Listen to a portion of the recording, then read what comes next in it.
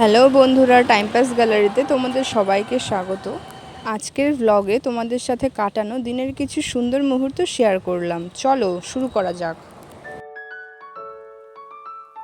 ভোরের সোনালি রোদে শুরু হলো নতুন একটা দিন। প্রকৃতির এই সুন্দর মুহূর্ত আমাদের সাথে শেয়ার করে নিলাম। চলো একটু চা খাওয়া যাক।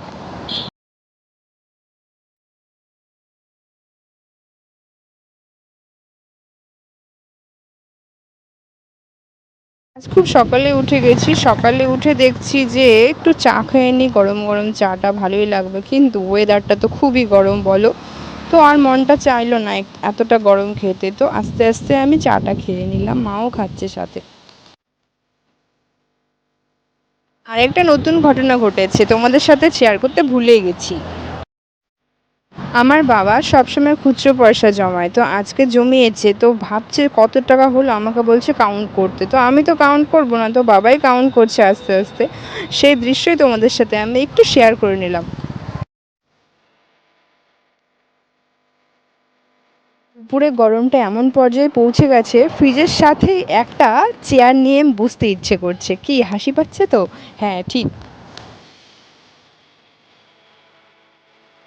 আর এই দেখো মা, মা হচ্ছে আগেই সকাল সকাল আজকে পুজো দিয়ে দিয়েছে। কারণ আজকে পূর্ণিমা ছিল, তো তার জন্য আজকে ঠাকুরকে একটু আম দুধ এসবই দেওয়ার আমাদের নিয়ম আছে, তো মা এটাই দিচ্ছে।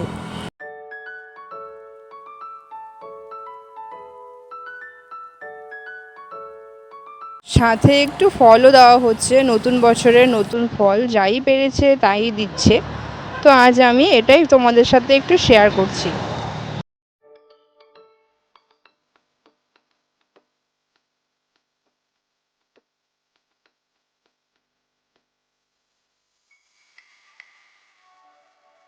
দেখো বন্ধুরা, দিনের এই ব্যস্ততার মাঝখানে যদি ঠাকুরকে শান্তি মতো দেওয়াই না যায় মনটা ভরে, তাহলে কি ভালো লাগে বলো? তো সেটাই আজকে অনেকটা সময় নিয়ে, অনেকটা সময় কাটিয়ে মা আজকে পুজোটা দিচ্ছে, আর আমি সেটাই ভিডিও করছি। তোমাদের ভিডিওটা কেমন লাগছে বন্ধুরা, একটু কমেন্টে জানিও। এই দেখো বন্ধুরা, কে বলবে এখন দুপুর 1টা বাজে, এত গরম এত রোদ উঠেছে এই সময়, মানে সূর্যি মামা মনে হয় ইন্টারভিউয়ে বসেছে। ইন্টারভিউয়ে বসলে তো এরকম গরম বেরোয়, তাই না?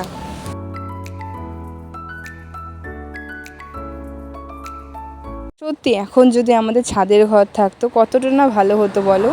আমাদের যদি ছাদের ঘর থাকতো তাহলে হয়তো আমরা এত গরমে কষ্ট করতাম না। আমাদের তো টিনের ঘর বলো, সেজন্য একটু কষ্ট হয়।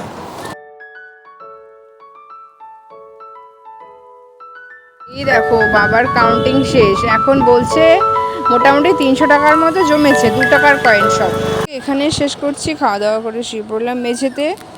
গ্যালারিতে আবারও দেখা হবে নতুন কোনো ব্লগে। চলো হাওয়া খেতে চললাম।